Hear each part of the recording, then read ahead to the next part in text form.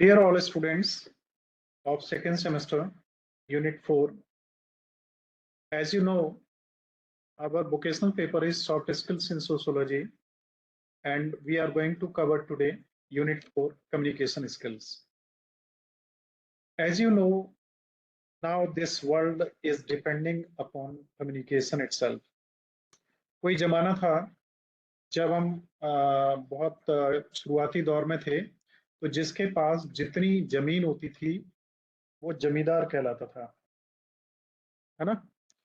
और जमींदारी सोसाइटी में सबसे ज्यादा रिस्पेक्ट पाते थे। उसके बाद में इंग्लैंड में इंडस्ट्रियलाइजेशन स्टार्ट हुआ और हमारी जो फोकस थी वो टर्न अप हो गई जमींदारी की तरफ से किसकी तरफ, इंडस्ट्रियलाइजेशन की तरफ। और उसके बाद में 80s के बाद में इंफॉर्मेशन टेक्नोलॉजी, कंप्यूटर साइंस की तरफ। और आज की डेट में क्या है सबसे ज्यादा इंपॉर्टेंट, मालूम आप सभी को? Make it by directional communication, not one way. आज की डेट में सबसे ज्यादा रिगार्ड और सबसे ज्यादा सम्मानित, सबसे ज्यादा पावरफुल लोग कौन है, बताएंगे आप लोग? सभी को पता होगा, लेकिन आप बोलिए बीच में। आर्टिफिशियल इंटेलिजेंस कर सकते हैं।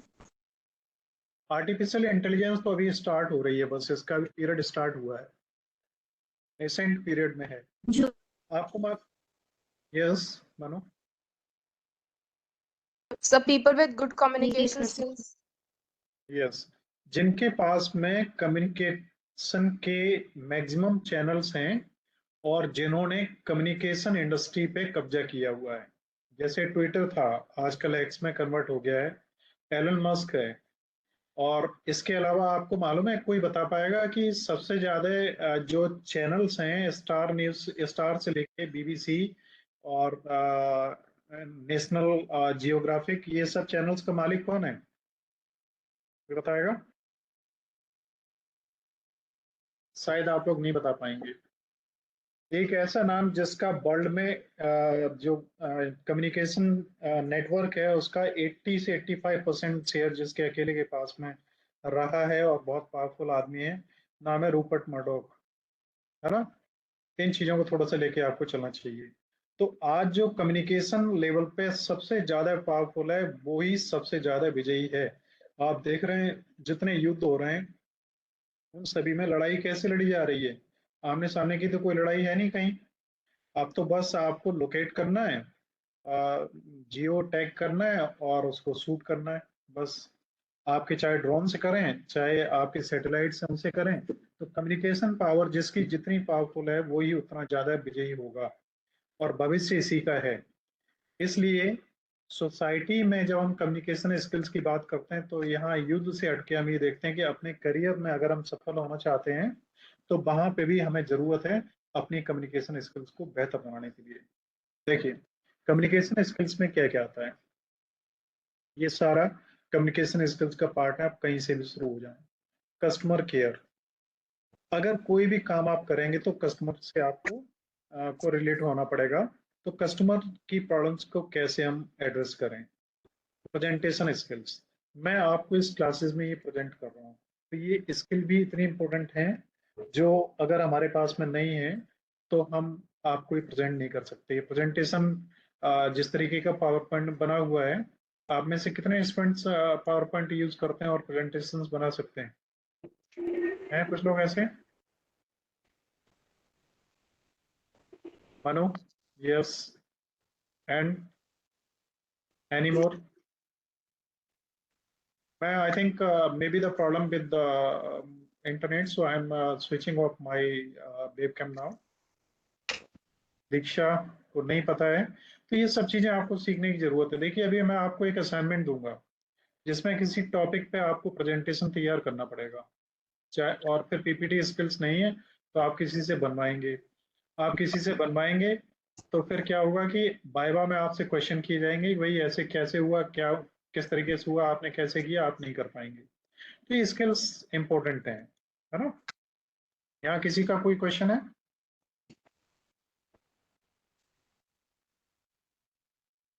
Any question?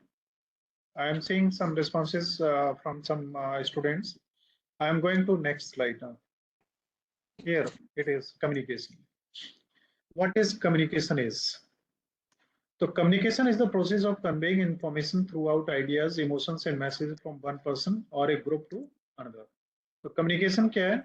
किसी एक व्यक्ति विशेष के द्वारा अपने विचारों को या सूचनाओं को, अपनी संवेदनाओं को और अपने मैसेजेस को एक स्थान से दूसरे स्थान तक, एक व्यक्ति से दूसरे व्यक्ति तक या एक ग्रुप से दूसरे ग्रुप तक पहुंचाना होता है।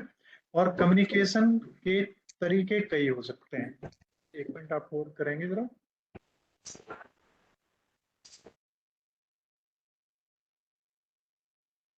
देखिए, आप किस तरीके से किसी से कम्युनिकेट करते हैं। कम्युनिकेशन का जो तरीका है वो या तो लिख के या non verbal gestures, body language, visual aids and more, इशारों में या अपने बॉडी लैंग्वेज के द्वारा या कोई ग्राफिक्स विजुअल्स के द्वारा या किसी भी तरीके से आप अपने मैसेज को दूसरे तक पहुंचाते हैं, इसी को ही कम्युनिकेशन कहते हैं।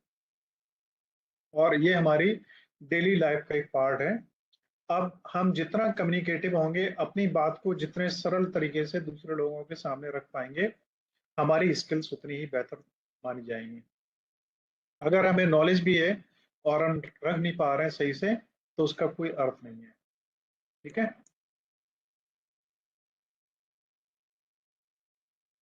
Next is affective communication skills. अब अफेक्टिव कम्युनिकेशन स्किल्स क्या है? देखिए, ये वर्बल है जिसमें हम बातचीत करते हैं, एक दूसरे से बात करते हैं आमने सामने बैठ के। It is verbal. It is interpersonal communication. हम आमने सामने बैठे नहीं है, रिकॉर्डेड सेशन है, या हम एक कोई बंदा किसी उसमें बोल रहा है प्रेजेंटेशन वगैरह में, बड़े प्रोग्राम वगैरह में, ये नॉन वर्बल है। नॉन वर्बल में हम शब्दों का यूज नहीं करते, किसी भी तरीके से बॉडी लैंग्वेज से उसे रिप्रेजेंट करते हैं। यहाँ हमें ये लग रहा है कि ये लेडी कुछ इसको समझा रही है, यहाँ पे ये बंदा इन दोनों को कुछ समझा रहा है और ये दोनों इसे सुन रहे हैं, ये नॉन वर्बल है। ठीक है। बॉडी लैंग्वेज में वर्ल्ड का एक बहुत बड़ा राइटर है, उसकी एक बुक है जिसे हर आदमी पढ़ना चाहता है, आप लोगों को भी पढ़ना चाहिए। आपने बॉडी लैंग्वेज किसी ने कोई बुक पढ़ी है?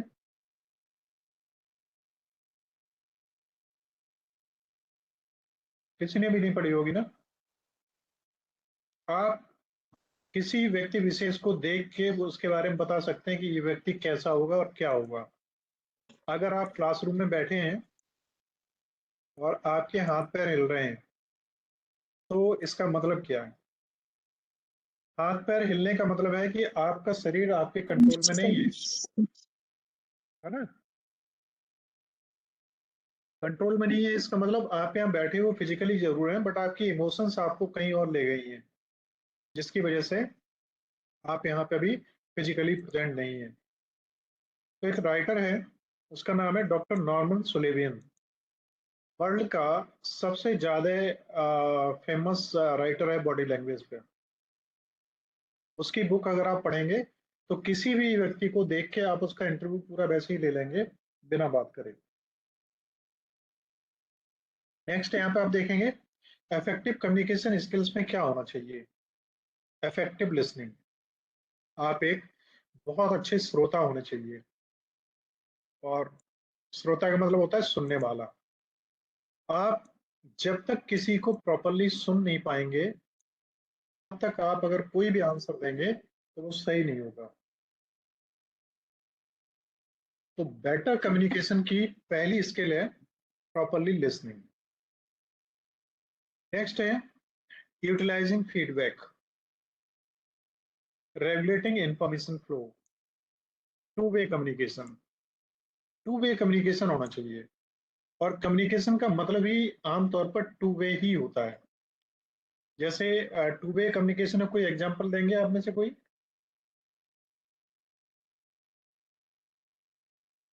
So group discussion.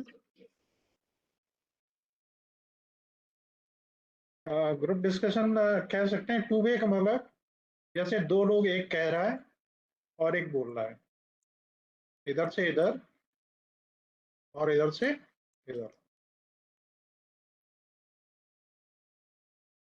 Communication technology में और साइंस में 3 शब्द यूज होते हैं।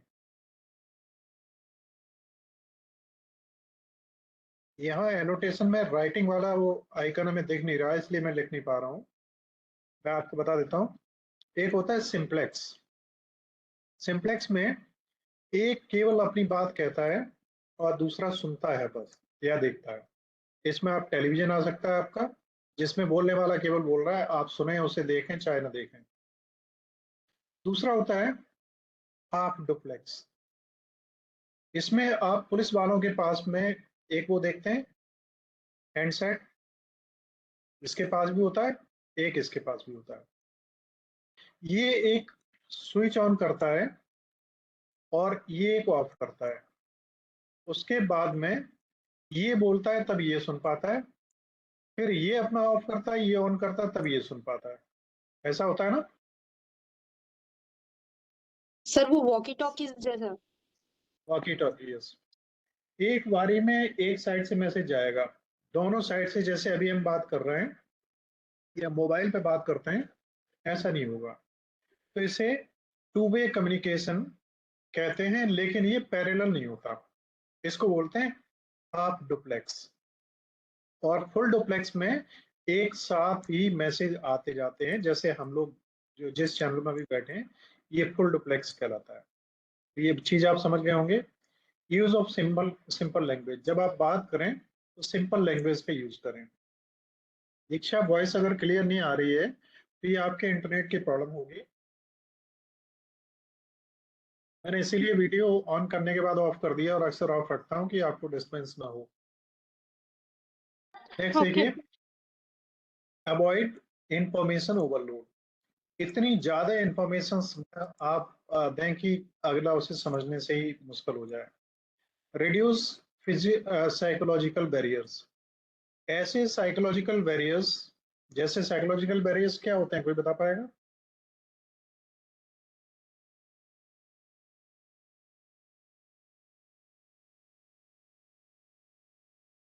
कोई सर कोई बताएगा, भी बता मेंटल सकते? स्ट्रेस या फिर कोई मेंटल रिलेटेड, हमने अभी इससे पहले पढ़ा था फर्स्ट एड एंड हेल्थ में, मेंटल इलनेस, साइकोलॉजिकल बैरियर्स, शायद वो हो सकता बिल्कुल, ये हो सकता है ना? Create an environment and trust and confidence. Skill, communication skills के लिए जरूरी है कि एक एनवायरनमेंट ऐसा हो जिसमें हम एक दूसरे पर विश्वास कर सकें, और ये कॉन्फिडेंस भी हो कि आपने जो कुछ कहा है वो उसने सही तरीके से समझ लिया और वो कर सकेगा। आगे जब हम बात करते हैं तो communication skills refer to the ability and technique of individuals to convey, exchange और interpret information effectively with others. तो कम्युनिकेशन स्किल क्या है? एक ऐसी स्किल जिसके द्वारा हम अपने मैसेज को दूसरे लोगों तक और दूसरे मैसेजेस को खुद प्रभावी तरीके से आदान प्रदान कर सकें। तो ऐसी स्किल्स को कम्युनिकेशन स्किल्स कहा जाता है। अब कम्युनिकेशन स्किल्स आवश्यक क्यों है? Effective communication skills are crucial for building relationship. प्रभावी जो कम्युनिकेशन है, सूचनाओं का आदान प्रदान है, वो अच्छे रिलेशंस बनाने के लिए, तमाम लड़ाई झगड़ों को खत्म करने के लिए, बेहतर टीम्स तैयार करने के लिए, और अपनी लाइफ, व्यक्तिगत और व्यवसायिक दोनों लाइफ में, दोनों जीवन में वो मीन्स सफलता प्राप्त करने के लिए इफेक्टिव कम्युनिकेशन इंपॉर्टेंट है। नेक्स्ट, इफेक्टिव कम्युनिकेशन की जो स्किल्स हैं वो क्या क्या है? देखिए, इन पे ध्यान दीजिए आप लोग थोड़ा सा। ठीक, पहला वर्बल कम्युनिकेशन। आप जब बात करते हैं तो किस तरीके से बात करते हैं? क्या आपके बोलने के तरीके में कोई कमी तो नहीं है?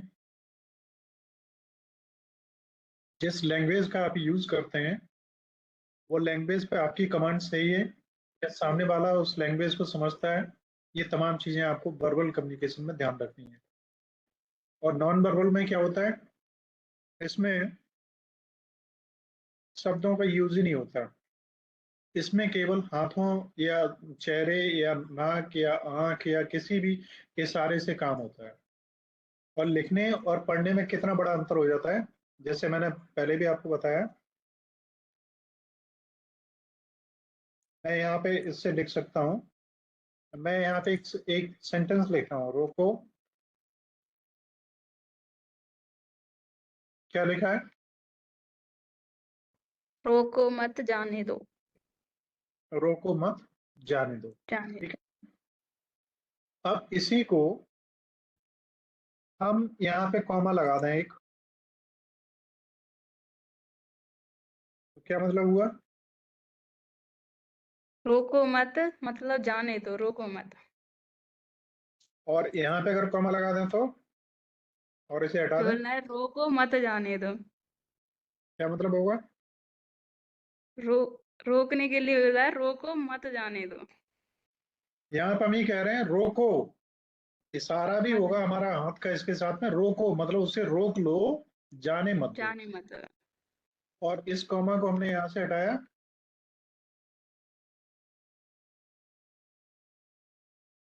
तो अब क्या हो गया, रोको मत कि मतलब जाने जाने दो, वो रोको जा मत। रहा है उसे जाने दो, उसको रोको मत, शब्द वही हैं सब। अब हमारा comma, semi comma, colon, dash और फुल स्टॉप, ये सब हमारी भाषा में हमारे बोलने के तरीके में कवर अप होना चाहिए, और थोड़ी सी गलती हमारे लिए बहुत भारी पड़ सकती है। आर्टिफिशियल इंटेलिजेंस में सबसे बड़ी दिक्कत यही है, आपने कहा रोको मत जाने दो, आपने क्या करा है कि एक मिसाइल तैयार करके रखी है पाकिस्तानी तरफ मुंह करके, और आपने कहा रोको मत जाने दो, आपने कहा तो ये कि अभी मिसाइल को मत जाने देना, अभी रोक लो उसे, लेकिन कंप्यूटर ने समझा कि जाना ही है, और बस उसका बटन स्विच ऑन हुआ, और आप समझते हो कितना बड़ा खेल हो जाएगा। तो हमारी जो आर्टिफिशियल इंटेलिजेंस है और एआई है, ये यहीं पे आगे प्रॉब्लमेटिक पोजीशन में आ रही है, जहां पे दिक्कतें खड़ी हो रही हैं कि क्या हमारा जो सेंस है उसे भी ये समझ पा रही है। जैसे हम मुस्कुराते हैं तो मुस्कुराने के तरीके बहुत होते हैं, हम सेटारिकल वो भी होती है हमारा स्माइलिंग भी, जिसमें हम किसी का उपहास उड़ाते हुए हंसते हैं, कभी खुशी की स्थिति में हंसते हैं, कभी किसी पे कमेंट पास करने में हंसते हैं। तो हंसने का अर्थ बहुत है, वो आपके बॉडी के नॉन वर्बल कम्युनिकेशन को जो समझते हैं वो ही समझ पाएंगे। अभी जैसे एक सेंटेंस में और लिख रहा हूँ आपको, फिर आगे बढ़ता हूँ, अभी चैप्टर खत्म करूंगा, और चैप्टर टाइम पे खत्म हो जाएगा, डोंट माइंड।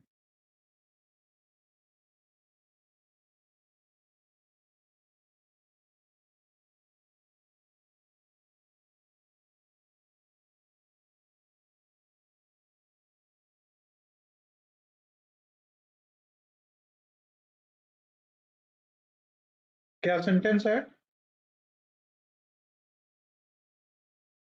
खाए जाओ आपकी इसकी शर्म।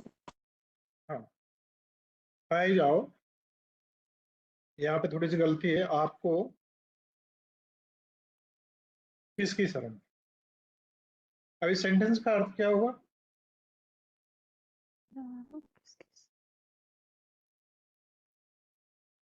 बताइए आपको, हिंदी का है, खाते रहिए, शर्माने की कोई बात नहीं। कोई बात नहीं, और भी कोई मतलब हो सकता है,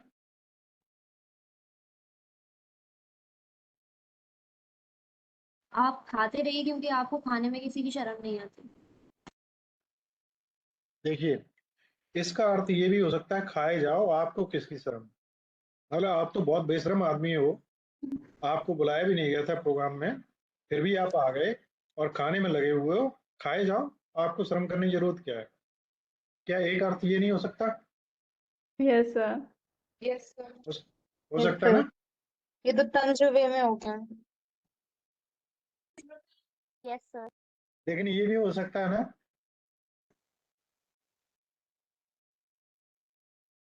अब अगर यहाँ पे कॉमा लगा दो एक, तो क्या होगा,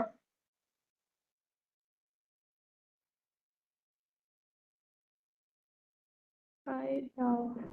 तो किसकी इस पर अब इससे ये स्पष्ट हो रहा है, खाए जाओ, आपको किसकी शर्म, मतलब खाओ, प्रेम से खाओ, आपको शर्म करने की आवश्यकता नहीं है, और खाए जाओ, आपको किसकी शर्म। एक साउथ इंडियन नॉर्थ इंडियन को अपने घर पे इनवाइट करता है खाने पे, और वो बेचारा बड़ा प्रेम से कह रहा है आपसे, खाए जाओ, जाओ मतलब स्टॉप है यहाँ पे थोड़ा सा, खाए जाओ, आपको किसकी शर्म। उसे नहीं पता है कि वो गलती से इस तरीके से प्रोनाउंसिएट कर रहा है कि आपकी बेइज्जती कर रहा है ना। तो ये लैंग्वेज है, और ये लैंग्वेज की पावर है। एक छोटी सी बिंदी से, छोटे से फुल स्टॉप से, छोटे से कॉमा से कम्युनिकेशन का पूरा सिस्टम ही बदल जाता है। आपको पता है, एक एक शब्द ने दुनिया में युद्ध करवा दिया। और आप जानते हैं कि बोला गया है एक शब्द एक बड़े जख्म से भी बड़ा जख्म होता है ना।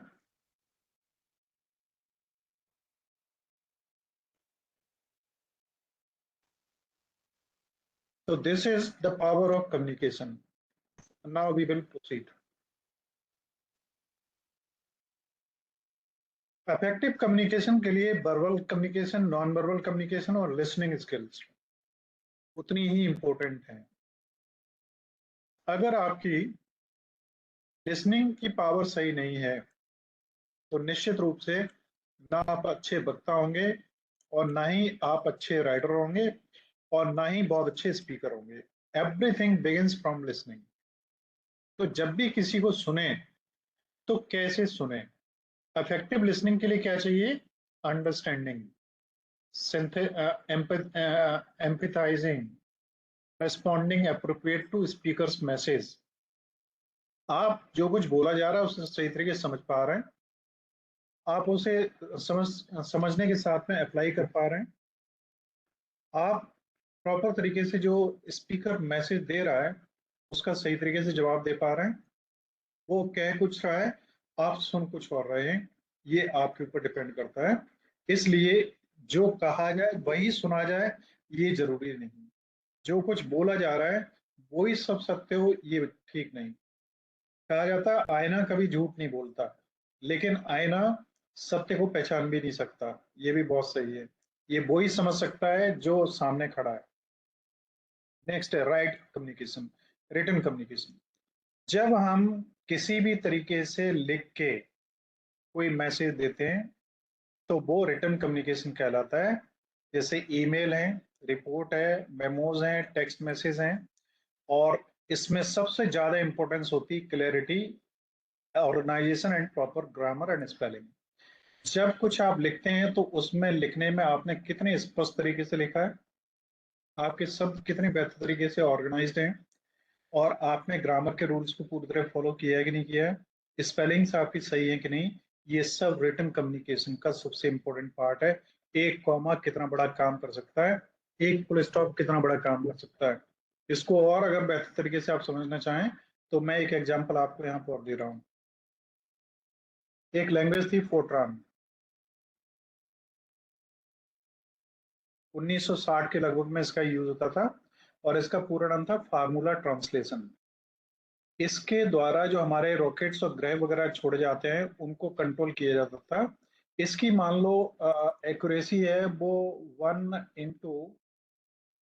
10⁻² +208 है।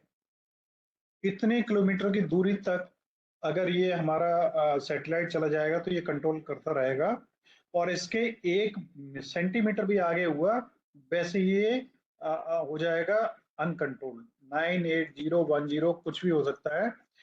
तो हमारा जो साइंटिफिक लैंग्वेज थी जिसमें हम साइंटिफिक इन्वेंशंस और खोजें डिस्कवरीज कर रहे थे, उसमें इस लैंग्वेज का यूज होता था।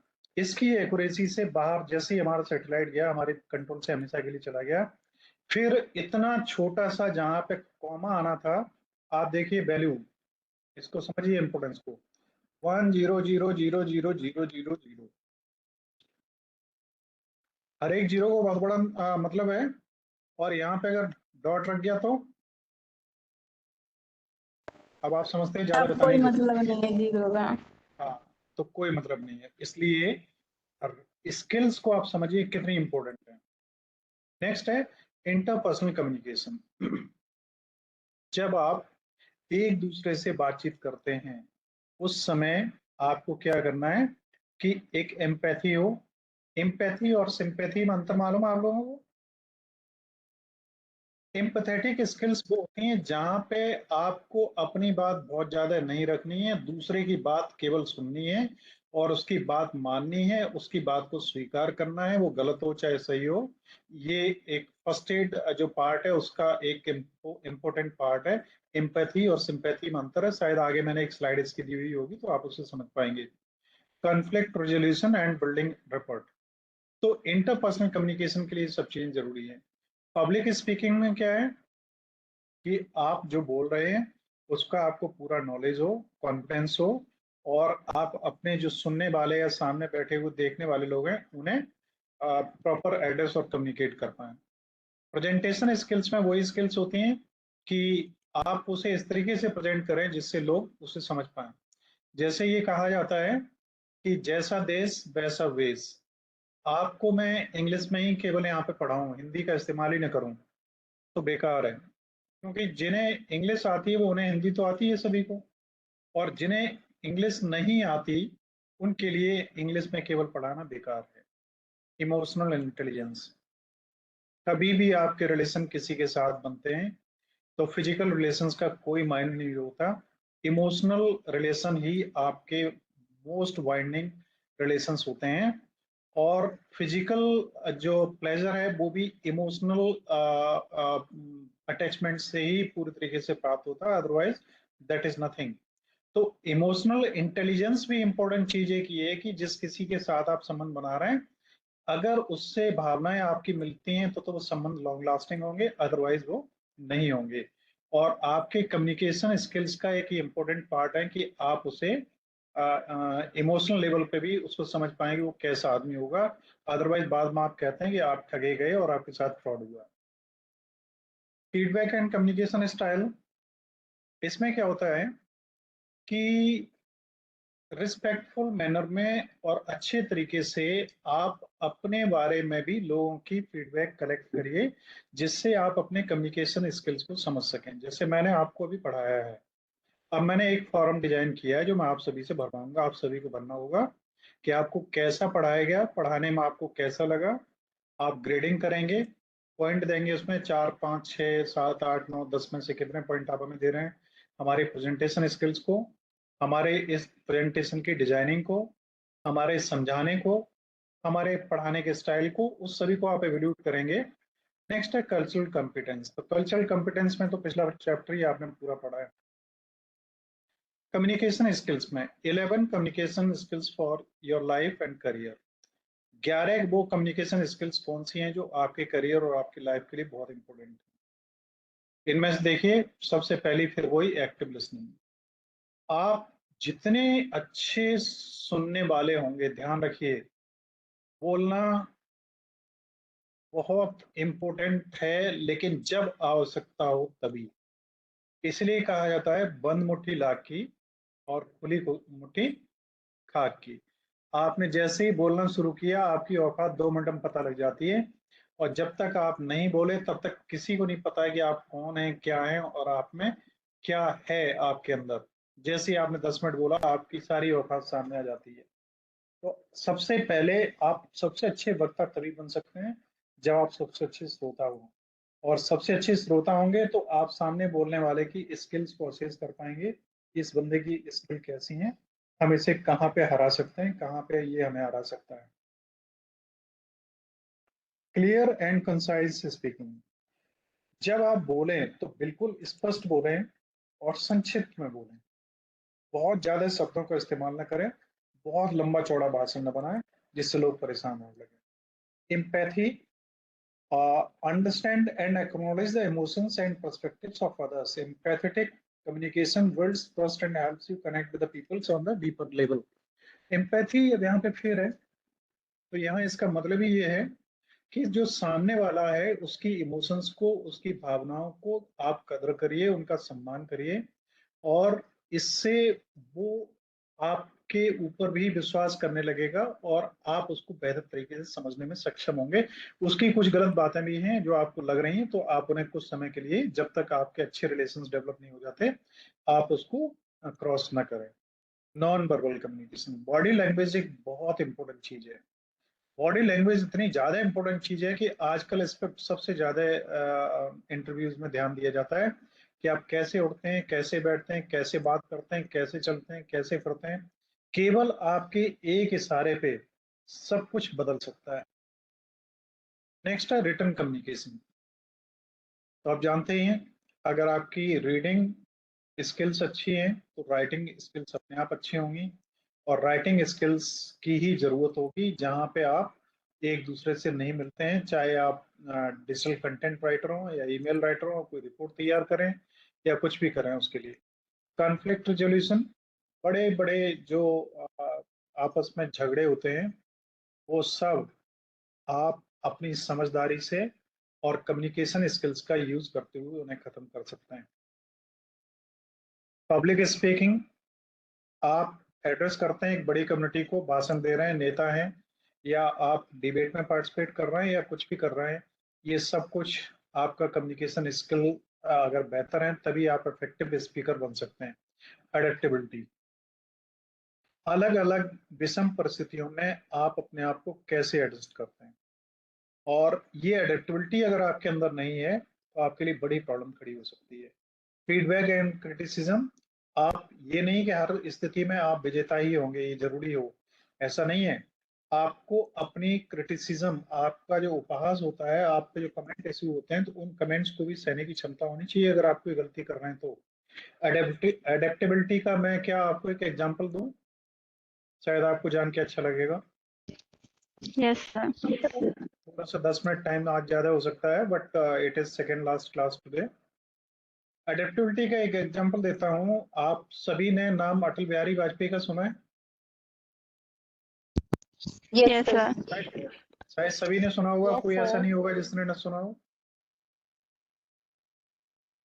तो अटल बिहारी वाजपेयी जी राजस्थान में, इनकी सरकार थी और उस समय चीफ मिनिस्टर थी वसुंधरा राजे सिंधिया।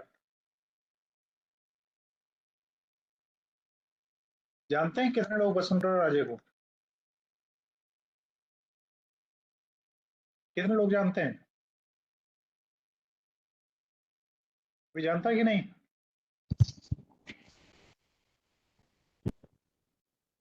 कोई जवाब नहीं आता आप लोगों को? आप एक्टिव लिसनर नहीं है ना, आप बाई डायरेक्शनल जो कम्युनिकेशन है वो कर पा रहे हैं। मनु? नहीं जानते Yes. सर। नहीं जानते, चलिए कोई बात नहीं, आप नहीं जानते, काफी दिन पहले की बात है, अभी भी वसुंधरा राजे हैं। और ये ग्वालियर के जो राजा थे ना, क्या नाम था उनका, पेशवा जी सिंधिया, और उनके फिर जो अगली जनरेशन आई जिसमें ये थे, क्या नाम इनका, सिंधिया जिनका प्लेन यहाँ मैनपुरी में ही क्रैश हुआ था, क्या नाम था उनका, माधवराव सिंधिया। और उनके बेटे अभी हैं, उनका नाम क्या है, जो कौन बीजेपी में है, मालूम है? मेरे को भी जीप पे रखा अभी नहीं आ रहा है। खैर मैं उसे छोड़ता हूँ, मैं अपनी बात पे आ रहा हूँ कि एडेप्टेबिलिटी क्या है।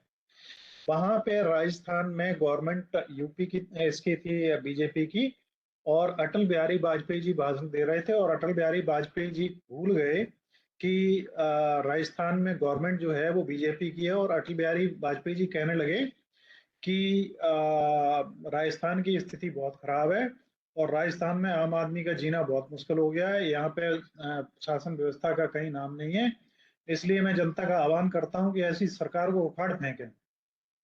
आप समझ सकते हैं क्या होगा?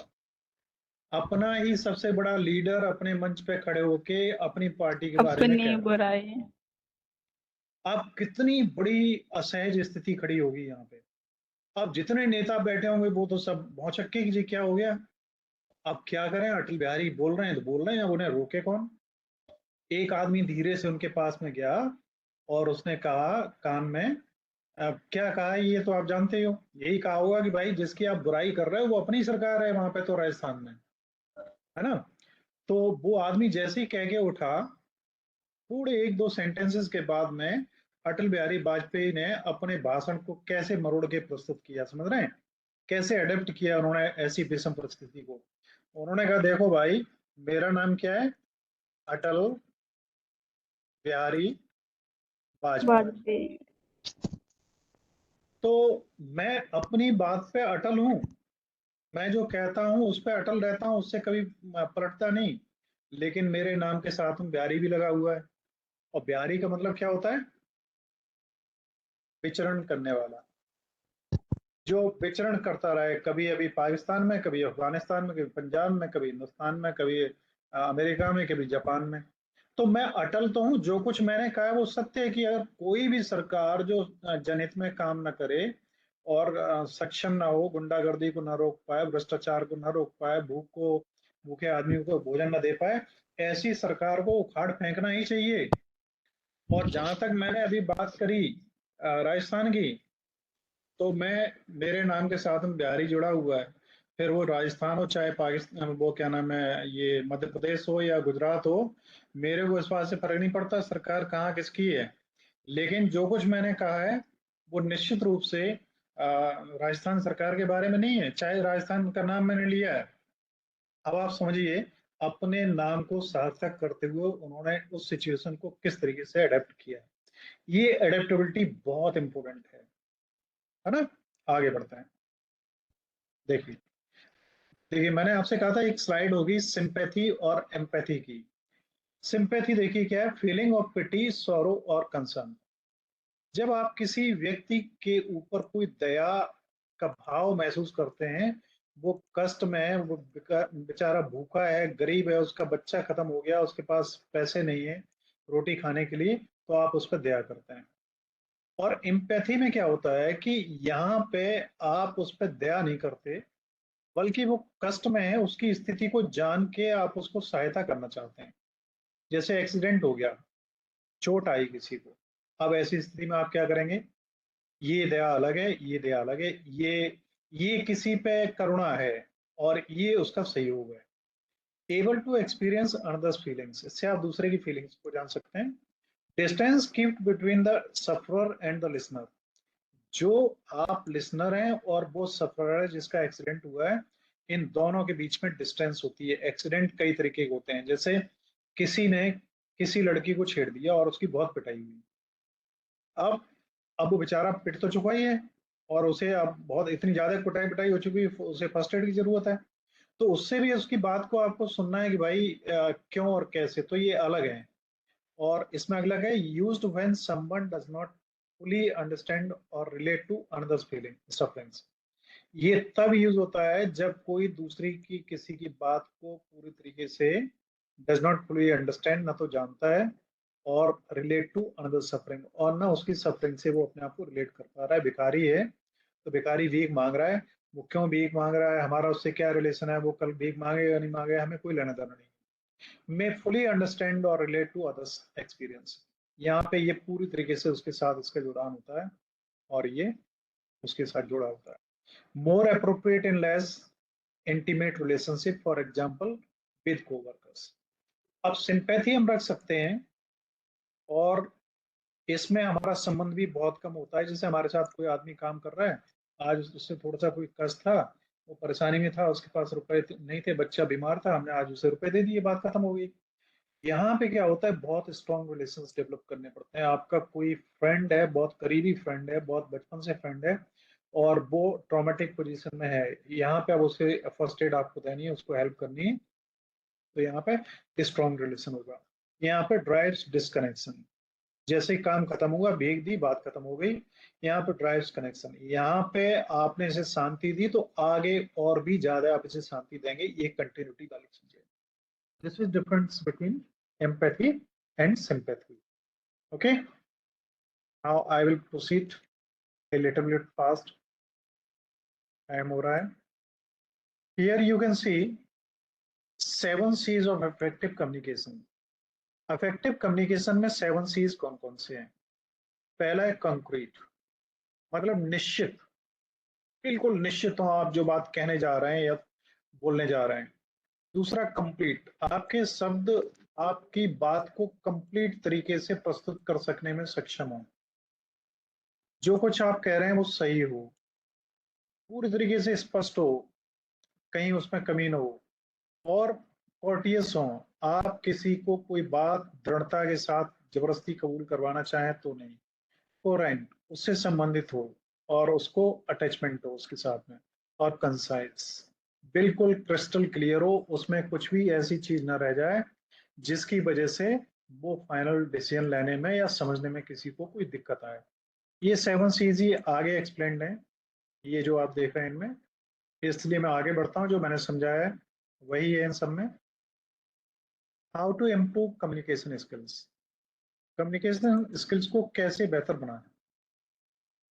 तो इसके लिए आपको मालूम है सबसे पहली स्किल वही है कि आप किसी के साथ जिससे अपना संपर्क बढ़ाना चाहते हैं, सबसे पहले आप एक अच्छे लिसनर बने, उसकी बात को अच्छी तरह समझें, फिर आप देखें कि कहाँ गुंजाइश है जहां पे उससे बातचीत शुरू करके अपने कम्युनिकेशन को आगे बढ़ाया जा सकता है। कम्युनिकेशन स्किल्स में how to improve communication skills में देखिए, एक्टिव लिसनर और practice empathy, clarify your message, improve your non-verbal communication, expand your vocabulary, enhance your written communication, public speaking practice, conflict resolution, seek feedbacks, develop cultural competence, time management and practice active communication। ये सब चीजें मैं आपको पहले भी पढ़ा चुका हूँ। इनमें अगर किसी भी पॉइंट पर आपको कोई दिक्कत हो तो आप मेरे से पूछ सकते हैं, मैं फिर थोड़ा सा फास्ट आगे बढ़ता हूँ, बहुत ज्यादा कुछ नहीं है इसमें। नेक्स्ट है कम्युनिकेशन स्किल्स में, ये सब चीजें आप पढ़ ही चुके हैं, टीम वर्क है, प्रेजेंटेशन है, नेगोशिएशन स्किल्स हैं, बिजनेस राइटिंग स्किल्स हैं, इन्फ्लुएंसिंग स्किल्स हैं, क्रॉस कल्चरल है, विन विन कन्वर्सेशन है, और सेलिंग स्किल्स हैं, टीम वर्क है। इनमें से अगर कुछ किसी को नहीं पता हो तो मेरे से पूछ सकते हैं आप। मैं जानता हूँ अब आप सुन रहे हैं केवल, कोई ये बता सकता है ये विन विन कन्वर्सेशन क्या होता है? सर नेगोशिएबल स्किल्स को बता दो एक बार। नेगोशिएशन स्किल्स को आप रोज करते हैं। आप मार्केट में जाते हैं, कोई कपड़ा आपको पसंद आया, वो 500 रुपए का दे रहा है, आप कह रहे हैं भैया आप बहुत ज्यादा ले रहे हो, तो इसका तो 200 रुपए होना चाहिए चार्ज। बार्गेनिंग। बार्गेनिंग, और लड़कियां तो इसमें एक्सपर्ट होती हैं, तो 400 वाला 250 250 में ले लेंगे। वो लड़का होगा तो वो अगर 300 में भी ले आएगा, 350 में, तो वो ये महसूस करेगा हम उसे ठग आए, और आप 200 रुपए भी देंगे तो भी लगेगा अभी भी ठगे जा रहे हैं हम। तो नेगोशिएशन स्किल्स यही होती है, ठीक है। विन विन कन्वर्सेशन क्या है, जानते हैं?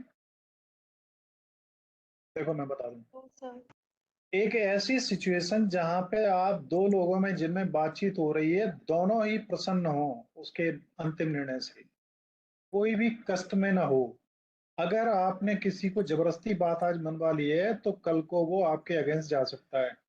ऐसा निर्णय हो जो सभी को मान्य हो, तो ऐसी सिचुएशन विन विन सिचुएशन कहलाती है। अब नेक्स्ट है communication skills and its role in soft skill development. अब जो कम्युनिकेशन स्किल्स हैं, इनका सॉफ्ट स्किल्स के डेवलपमेंट में क्या रोल है? तो इंटरपर्सनल रिलेशन, आपस में हमारा रिलेशन ही इसी के आधार पर बनता है। कॉन्फ्लिक्ट रिजोल्यूशन, इसमें हमारा जो मतभेद होते हैं उन्हें भी हम कम्युनिकेशन आपस में बैठ के बातचीत करके एक दूसरे की समस्याएं सुन के निकाल सकते हैं। टीम वर्क भी तभी पॉसिबल है जब कम्युनिकेशन बेहतर हो। नेक्स्ट है लीडरशिप और emotional intelligence. Excuse me, sir. Yes, Sir, before we begin this, sir, इसमें आपने स्टार्टिंग में बताया था 3 टाइप का, कि वर्बल, नॉन वर्बल, और फिर आपका फिजिकली जो आप शो करते हो, द पर्सनालिटी ट्रेट्स, मतलब हाउ यू वॉक, और उस तरीके से भी आपके स्किल्स पता चल जाते हैं, एंड आप स्पीक भी कर सकते हो बॉडी हाँ लैंग्वेज से। हाँ। सर, तो नॉन वर्बल तो उसके अंडर ही आता है ना, बॉडी लैंग्वेज? नॉन वर्बल सीधी सी बात है जहां पे शब्दों का प्रयोग ना हो। जी सर, तो सर उन दोनों में डिफरेंस क्या है? किसमें नॉन किसमें? वर्बल में, सर नॉन वर्बल और बॉडी लैंग्वेज के अकॉर्डिंग। सर उसमें भी हम लोग शो कर रहे नहीं, हैं और उसमें भी हम लोग शो कर रहे हैं। देखो, वर्बल का मतलब है बोलना। बॉडी लैंग्वेज में हम कुछ बोल थोड़ी रहे हैं, हम तो केवल इशारा कर रहे हैं। हमने एक उंगली, जैसे मैं अभी देखो अपना वीडियो ऑन करता हूँ और आप देखिए, मैं केवल एक सिंबल आपको कर रहा हूँ। क्या एक मतलब है मिनट, इसका? एक मिनट सर, मैंने देखा नहीं। देख पा रहे हैं हम लोग? जी सर, चुप रहने का सिंबल। और अब मैं एक सिंबल आपसे कर रहा हूँ, सर आप हमें हेलो बोल रहे हैं। हेलो बोल रहे हैं। और समझने वाली ये भी कह सकते हैं हम बाय कर रहे हैं, जाना चाह रहे हैं। हाँ अब सर, हेलो, समझ। हेलो और बाय दोनों में अंतर है। जी सर। एक हाथ हमने ऐसे किया, इसका मतलब क्या है? चले जाओ। चले जाओ। और एक, आ जाओ। आ जाओ। इसका मतलब क्या है? आ आ बैठ, जाओ। जाओ। बैठ जाओ। बैठ जाओ, बैठ जाओ। बैठ जाओ सॉरी। देखो, अगर सीधा हाथ ऐसा आ रहा है तो बैठ जाओ, और ऐसे आ रहा है तो इधर आ तो जाओ। अंदर, और ऐसे हो रहा है निकल जाओ, अभी नहीं, बाद में। निकल जाओ। हाँ, तो बस यही बॉडी लैंग्वेज है, इसमें हम किसी शब्द का इस्तेमाल नहीं करते। राइट? तो सर ये तो नॉन वर्बल ही हो गया ना, मतलब सर उनमें तो हाँ, काफी थिन लाइन हो गई ना, नॉन वर्बल और बॉडी लैंग्वेज दोनों सेम ही हो गए सर। नॉन वर्बल और बॉडी लैंग्वेज सेम ही होंगे, ठीक है ना? और मतलब सर फिर शब्दों का आपने जिसमें, बताया हाँ बताइए बताइए। था सर, फिर आपने बताया था कि जैसे इंटरव्यूज वगैरह होते हैं, उधर हम्म, आपके पेन पकड़ने के स्टाइल से, आपके लिखने के स्टाइल से वो पता लगा लेंगे कि किस लेवल के स्किल्स ये होल्ड करते हैं। बिल्कुल। मैं आपको तो बता रहा सर, हूँ, अब आप जब इंटरव्यू देने जाते हैं तो जैसे ही आप उस कैंपस के अंदर एंट्री करते हैं, आपका इंटरव्यू चालू हो जाता है। और उस इंटरव्यू में आपके चलने के तरीके से, आपके बैठने के तरीके से, एक रूम, खाली रूम में वेटिंग में आपको बिठा दिया जाएगा। और वहाँ चारों तरफ से कैमरे लगे हुए हैं और लोग उन कैमरों से आपकी एक्टिविटीज पे नजर रख रहे हैं।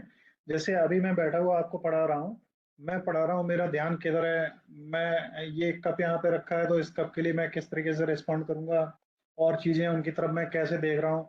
अभी जिस तरीके से मैं देख रहा हूँ, मेरी एक्टिविटी जो आपको दिख रही होंगी तो बड़ी ऐसी लग रही होंगी हौच पौच जैसी ना। और मैं बड़े प्रेम से बैठूंगा, जब भी उठाऊंगा, हाथ उठाऊंगा तो बड़े सिस्टम से उठेगा पूरा सब कुछ। तो ये सब कुछ बॉडी लैंग्वेज बहुत इंपॉर्टेंट है, और ये नॉन वर्बल कम्युनिकेशन है।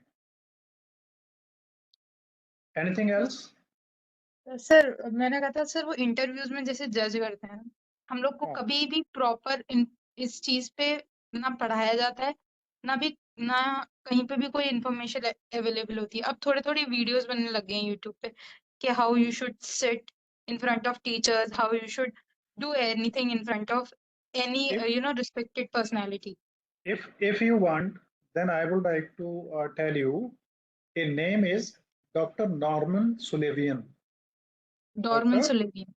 नॉर्मन सुलेवियन वर्ल्ड का सबसे बड़ा बॉडी लैंग्वेज का राइटर है ये, जिसने इतनी इतनी स्किल्स को, मतलब छोटी छोटी सी चीजों को बड़े बड़े गहरे तरीके से उन्हें एनालाइज किया है। और मास्टर है उसका, इसकी बुक आप पढ़ लीजिए, द बॉडी लैंग्वेज के नाम से ही है। ठीक है? और मैं आने वाले समय में कोशिश ये करूंगा कि बहुत सारी चीजों को मैं बहुत अच्छे तरीके से प्रेजेंट कर पाऊँ, जो आपकी लाइफ में टर्निंग पॉइंट्स बन सकते हैं। फिलहाल मैं आगे बढ़ूँ उसके लिए। जी sir, thank you sir. Now, this is communication skills and its role in soft skills development. Interpersonal relationships, conflict resolutions, team work, ये सब कुछ मैं आपको बता ही चुका हूँ अभी, इसमें कुछ है नहीं खास। और this is our last means slide that I am just representing to you. You can go through all these points जो आपको यहाँ पे दिख रहे हैं, इनमें से अगर किसी भी पॉइंट पे आप कोई एक्सप्लेनेशन की जरूरत हो तो मेरे को बताइए, और इसके साथ ही ये आपका प्रेजेंटेशन खत्म हो जाएगा।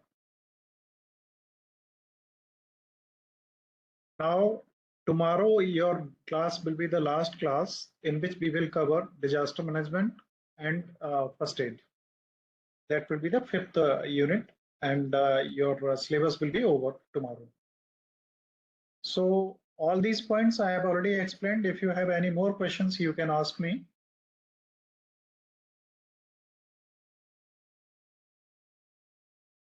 Is there someone?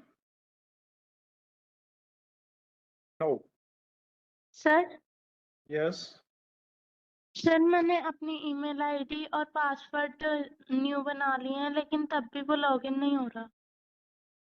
पासवर्ड और ईमेल आईडी न्यू बनाने से लॉगिन नहीं हो रहा है तो आप ऐसा करिए, कल मैं 11 बजे ऑनलाइन रहूंगा। आप, मेरा नंबर आपके पास में होगा, आप मेरे कॉल कर लीजिएगा, मैं आपको उसका समाधान दे दूंगा। ठीक है sir, thank you sir. Welcome. Diksha, and any more or anybody else who have any problem? No sir. आप सभी को एक फीडबैक फॉर्म मिलेगा जो भरना जरूरी होगा आप सभी के लिए, ठीक है? तो उसे आप लोग भरेंगे। क्या अब आज सेकेंड लास्ट डे है, एक छोटी सी कहानी हो जाए? Yes sir. Yes sir. Even बिल्कुल sir. Time is over, but still ये कहानी आपको बहुत इंस्पायर करेगी, आई एम क्वाइट श्योर। देखिए, आप लोग आज जिस पोजीशन में है ना, सेंट जॉन्स कॉलेज के स्टूडेंट हैं आप मैक्सिमम। एक ऐसा कॉलेज जिसमें कोई भी स्टूडेंट अगर आगरा क्षेत्र का है तो उस कॉलेज में एडमिशन मिलना किसी के लिए भी एक मतलब अपने आप में काफी एक ठीक अचीवमेंट सा मानते हैं, ऐसा मानते हैं ना सभी लोग?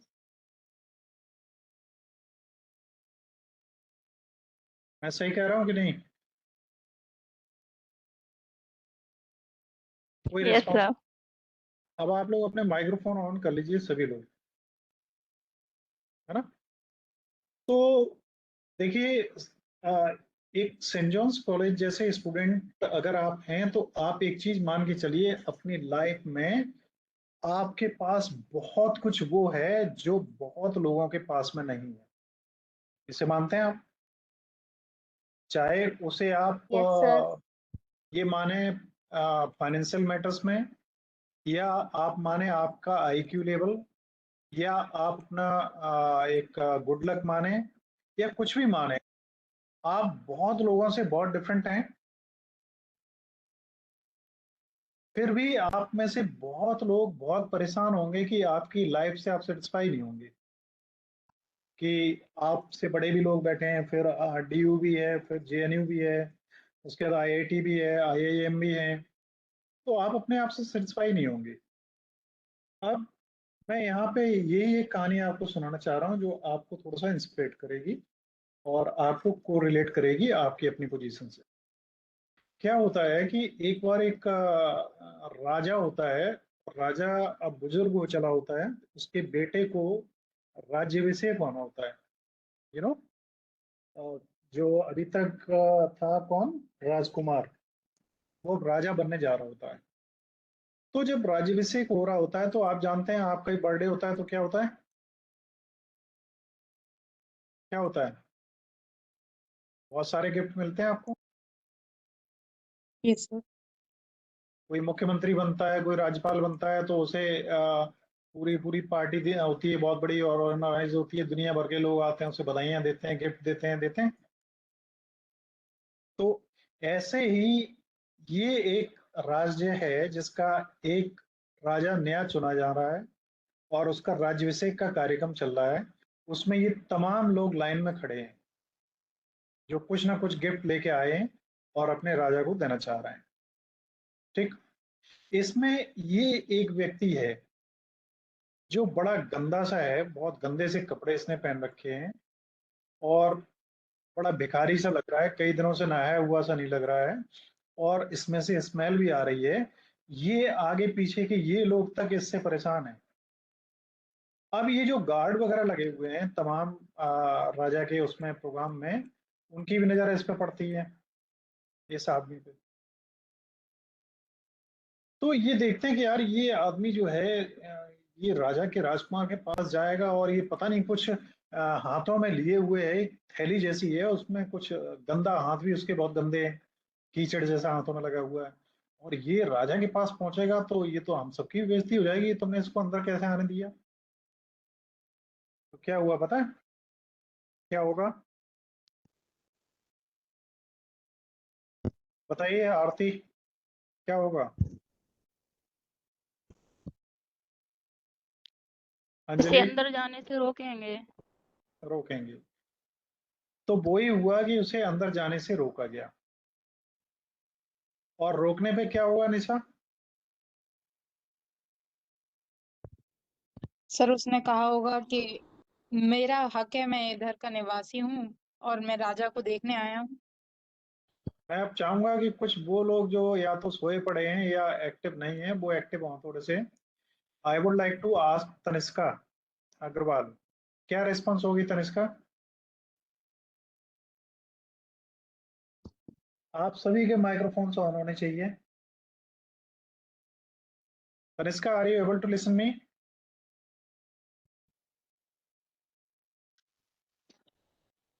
सर उसे मतलब बाहर जो उसके वो होंगे, मतलब बाहर जो उसके सिपाही होंगे वही उसे रोक देंगे, क्योंकि वो लोग नहीं चाहेंगे कि राजा से ऐसा कोई मिले। ठीक बात है। विधि?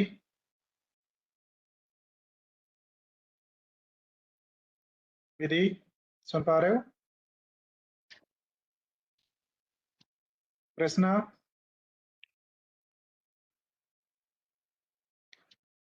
किसी की भी बारी आ सकती है। Each and everyone should be active and in alert mode.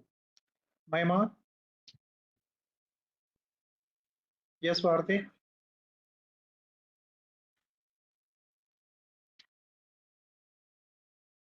देखिए रिस्पॉन्स नहीं आ रही है।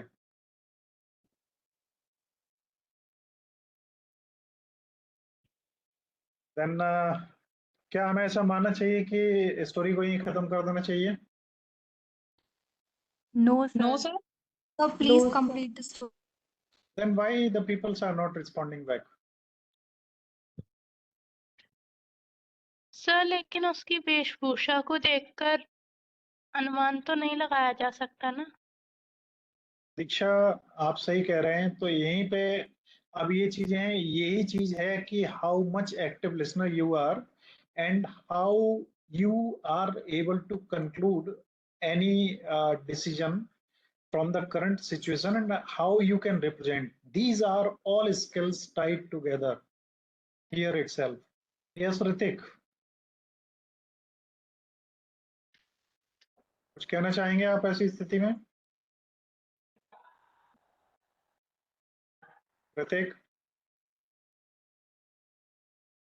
Ragini?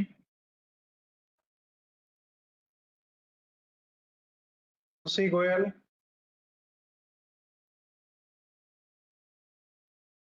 This is not a quality of a good student or a good listener. Varkha?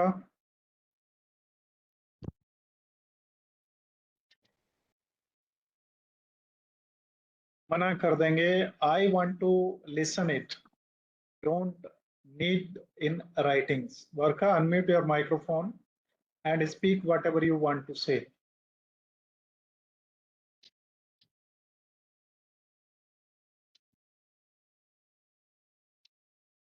Okay.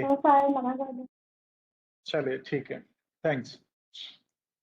Thanks for active participation, whoever participated in this process, and now I am going to complete it. What happened कि लोगों ने, इन लोगों ने भी कहा, किसी तरीके से रोकने की कोशिश करी। सिपाही भी आए और उन्होंने कहा कि तुम इसमें आगे नहीं बढ़ सकते हो। लेकिन वो बंदा ऐसा था, उसने कहा मुझे आगे बढ़ने से कोई भी नहीं रोक सकता, मेरा अधिकार है और मैं भी यहाँ की प्रजा का एक पार्ट हूँ, मुझे कोई भी आगे जाने से रोक नहीं सकता।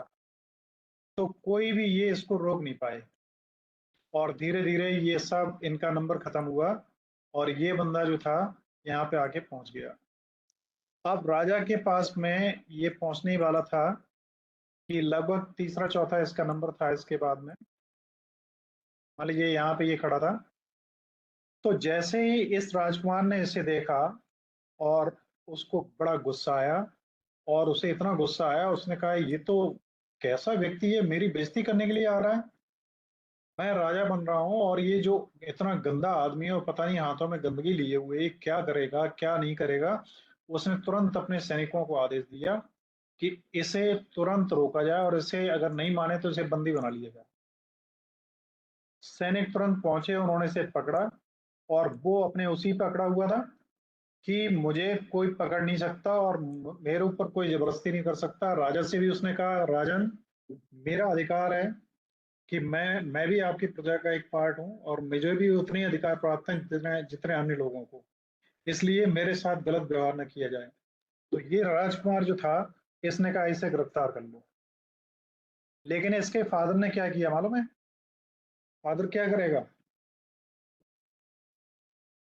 जितनी जल्दी करेंगे कहानी उतनी जल्दी खत्म होगी। मैं आप लोगों की पार्टिसिपेशन जानना चाह रहा हूँ और मैं सर क्योंकि वो एक राजा से गिरफ्तार करने के लिए मना प्रजा करेगा।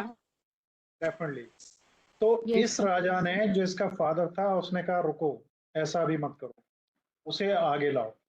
इसको यहाँ से उठा के आगे लाया गया और फिर इससे कहा गया, जब राजा ने उसकी निगाह से निगाह मिलाई इस बंदे की, इस राजा ने, तो राजा समझ गया कि ये कोई सामान्य आदमी नहीं है, ये कोई बहुत विशेष और बहुत अलग आदमी है। और उसने, राजा ने सबसे पहले क्या किया कि इस राजकुमार से कहा कि इन्हें प्रणाम करो, क्या करो, इसे प्रणाम करो। अब ये राजकुमार इसे प्रणाम करेगा? करेगा पर बेमन से करेगा। बेमन से करेगा अगर इसका ओबिडेंट सन है तो, और अगर ओबिडेंट नहीं है तो मना भी कर सकता तो है। नहीं करेगा। तो इसने क्या किया कि इसको प्रणाम किया, लेकिन बड़ा मुंह टेढ़ा मेढ़ा करते हुए, और जिस तरीके से आप जानते हैं जब मन ना हो तो कैसे हम करते हैं, मन हो तो कैसे करते हैं। अब इसने, राजा ने बड़ा झुक के इसको प्रणाम किया और हाथ जोड़ के उससे कहा कि आगंतुक, आपका यहाँ बहुत बहुत स्वागत है और हमसे कोई अगर गलती हुई हो तो हम माफी चाहते हैं।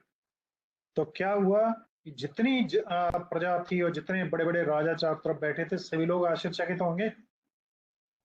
तो यस इस सर। बंदे ने क्या किया, इस बंदे ने ये किया, Yes, इसने sir. ये कहा कि राजन, इस राजकुमार का जिसका राज्यभिषेक हो रहा है, मैं इसे देने के लिए कुछ गिफ्ट लाया हूँ और वो मैं इसे भेंट करना चाहता हूँ। तो क्या हुआ, राजा ने कहा जैसी प्रभु आपकी इच्छा। तो इस बंदे ने इसको राजा के लड़के को गिफ्ट दिया, और गिफ्ट में क्या था मालूम है? क्या था? गिफ्ट में कीचड़ था, बहुत गंदा कीचड़। जैसी गंदी नालियां नहीं होती हैं जिसमें गल और सड़ गया होता है कीचड़, जहाँ पे मक्खियां भनकने लगती हैं, वो वाला कीचड़ था। वो इसने इस राजकुमार को भेंट किया। राजकुमार को जैसे ही उसके पास में आया, उसे देने लगा, राजकुमार को तो वॉमिटिंग भी आ गई। इसे देख के अब ये जो आदमी था, इसने कहा राजकुमार बहुत अच्छा हुआ, मैं चाहता था ऐसा ही हो, और वैसा ही हुआ। मैं अब आपको बताता हूँ कि मैं कौन हूँ।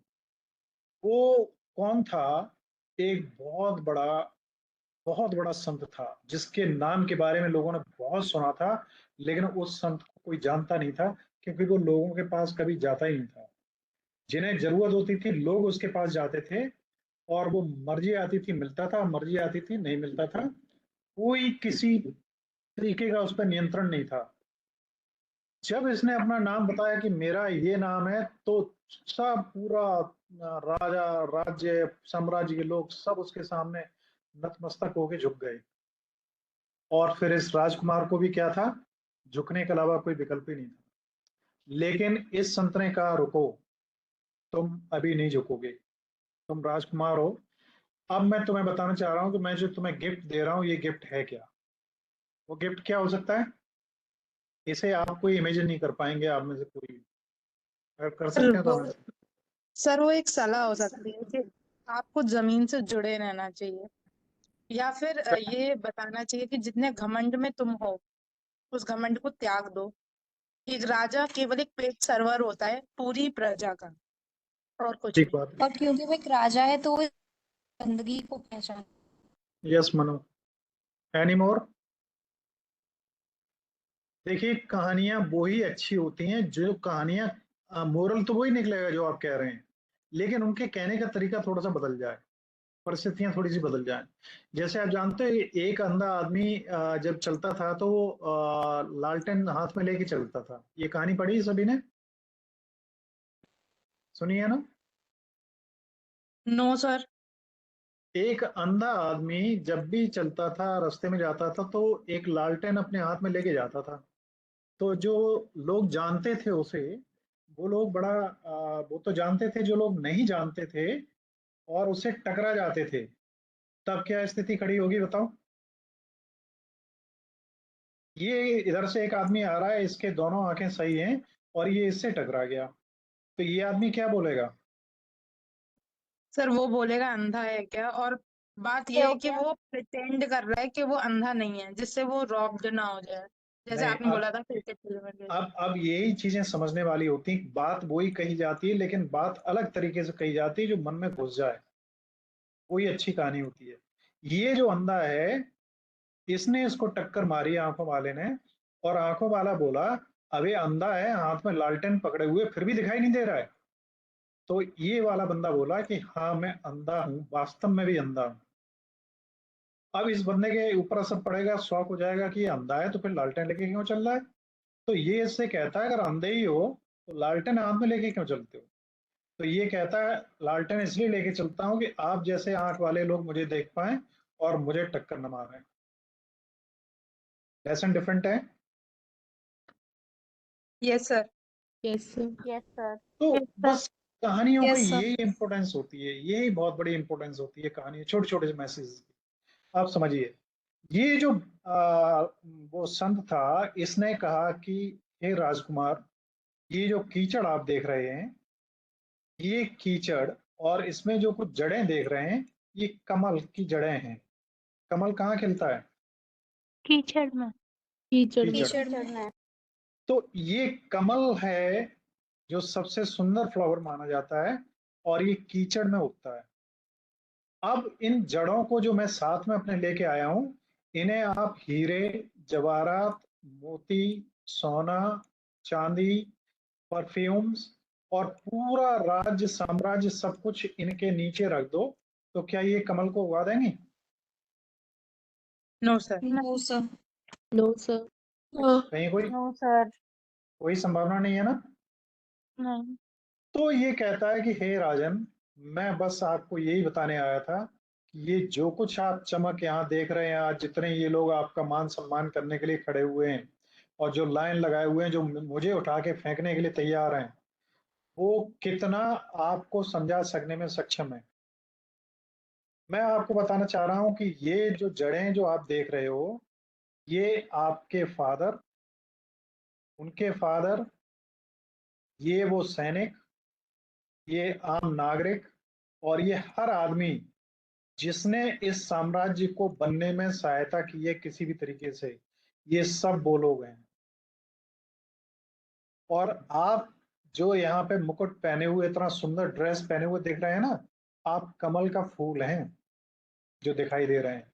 जिस कमल को हर आदमी देख रहा है और हर आदमी उसकी प्रशंसा कर रहा है, हर आदमी जिसकी तारीफ कर रहा है, और आज जिसको सराहा जा रहा है, अगर ये जड़ें ना होती, आपके पिता ने इतने युद्ध न लड़े होते, इतने जंगलों में वो नहीं दिन काटे होते, इतने बुरे दिन नहीं देखे होते, तो आपको इतना बड़ा साम्राज्य आज प्राप्त नहीं होता। इसलिए हे राजन, कहीं भी पहुंच जाओ, इस कीचड़ को और इस जड़ को कभी मत भूलना। ठीक? तो आप याद रखो, अगर मैं आज आपको पढ़ा रहा हूं तो मैंने बहुत रातें काटी हैं, बिना सोए, बिना किसी आराम के, बिना किसी भी चीज के, तब आज यहाँ तक पहुंचा हूँ। आज अगर आप मेरा ऑफिस देखो, आज मैं पहली बार ऑनलाइन आया हूँ, मेरे मेरे को आपने देखा होगा, अभी तक मैं ऑनलाइन नहीं आया। मेरा ऑफिस और मेरा सिस्टम और मेरी सब चीजें देख के अगर प्रभावित होगे तो आप केवल बर्बाद होगे, इसके अलावा कुछ भी नहीं होगा। क्योंकि मेरे जो ऐसो आराम आपको दिखाई देंगे ना, वो आपको बर्बादी की तरफ ही ले जाएंगे, क्योंकि आपने वो पसीना अभी नहीं बहाया है, आपने वो जड़ें अभी पैदा नहीं करी हैं जो गुलाब को खिला दें। आप फूल को तोड़ लो, इसको तोड़ लो, काट लो इसको, ये जड़ें दोबारा पैदा कर देंगी ना, कर देंगे या यस। नहीं? Yes sir. मेरा मेरा Yes, sir. एग्रीमेंट आपके कॉलेज से अभी है, कल को वो खत्म हो जाए तो क्या मेरा करियर बंद हो जाएगा? No sir. No, sir. कभी बंद नहीं होगा। मेरे को दूसरे कॉलेज मिलेंगे, मेरे में जड़ है तो मैं पैदा कर दूंगा फूल फिर से, लेकिन अगर मेरे अंदर क्वालिटी नहीं है और मेरे को कॉलेज दे भी दिए जाएं तो क्या होगा? स्टूडेंट अपने आप कहने लगे सर टीचर सही नहीं है, ना चेंज करो। यस ठीक है सर। नहीं? तो try to be the roots and work hard so that you must develop roots in yourself. Flowers are the ultimate byproducts. Flowers तो बाई प्रोडक्ट हैं, उन्हें खिलना ही है। अगर वो न खिलना चाहें तो उनकी क्षमता नहीं है कि वो न खिलें, उन्हें खिलना ही पड़ेगा। खिलने की कोई वजह ही नहीं है। और अगर जड़ें ना हो तो खूब पुष्प अभिलाषा रखें खिलने की, कभी भी खिलने की संभावना नहीं हो सकती है। इस पृथ्वी में आप जानते हैं कोई भी बीज जो पड़ा हुआ है वो समय आने पर ही खिलेगा। कमल के फूल जिस ऋतु में, जिस महीने में, जिन दिनों में खिलते हैं उन्हीं दिनों में खिलेंगे। बाकी के दिनों में वो जड़ और वो बीज सुप्त अवस्था में पड़ा रहेगा और वो कभी भी नहीं खिलेगा अपनी ऋतु के अलावा। आपके अंदर जितनी क्षमताएं हैं, अगर आप फेलियर हो लाइफ में, आपकी कोई भी क्षमता आपको दिखाई दे कि रिजल्ट नहीं आ रहा है, तो आप कभी डिप्रेस मत होना। वो आपके लिए राइट टाइम नहीं था, और राइट टाइम जब होगा तो वो फूल खिलेगा ही और वो रिजल्ट मिलेगा ही, उसे कोई नहीं रोक सकता। जड़ को बनाए रखना आपके हाथ में है, जिसे आप कभी छोड़ें ना। This is my ultimate and last message to you before switching off this class. I thank you all, each and every one student who is in this session or who will see it in video. I must appreciate that you, if inspired from this story, and if you feel inspired, then what you have to do, आपको केवल इतना करना है कि आप life में किसी भी इच्छा के बिना काम करते रहना। केवल चाहे रिजल्ट निगेटिव आ रहे हो, कितने भी निगेटिव रिजल्ट आ रहे हो, आप काम करते रहना। और काम में आपको सेटिस्फेक्शन मिलनी चाहिए, रिजल्ट में नहीं। रिजल्ट तो रोज बदलते रहेंगे। आज फेलियर, कल पास होगा, कल पास वाला परसों फेल होगा, परसों फेल वाला नेक्स्ट डे पास होगा। ये क्रम है, चलता रहेगा। आप अपनी इच्छा और अपने आप को खुश करने के लिए काम करना, दूसरों के लिए नहीं। एक चीज ये याद रखना। और मैं आपको बहुत ईमानदारी से बताऊं, मेरे पास बहुत कॉलेजेस हैं, बहुत स्टूडेंट हैं और बहुत पैसा भी है, कोई कमी नहीं है। लेकिन मैं पढ़ाता हूँ अपनी खुशी के लिए। मैं ये क्लासेस किसी को भी दे सकता हूँ, कुछ रुपए वो लोग लेंगे और वो पढ़ा सकते हैं। लेकिन मेरे को खुद को पढ़ाने में अच्छा लगता है, इसलिए मैं पढ़ाता हूँ खुद भी, और उससे पैसे भी कमाता हूँ और आप लोगों से मिलना भी अच्छा लगता है। So all these things are for me which I am enjoying right now. So thank you once again to all of you, all the best। और जब भी thank you life sir, good night. में जब भी कभी अगर आप depress हो, Thank you, कभी sir. परेशानी महसूस करें, then you can share with me as your ultimate friend. If however I will be able to guide you, I will definitely guide you. So thank you once again, good night and goodbye good to you night all. Sir. Thank you, Thank sir. you, Good night. all the best।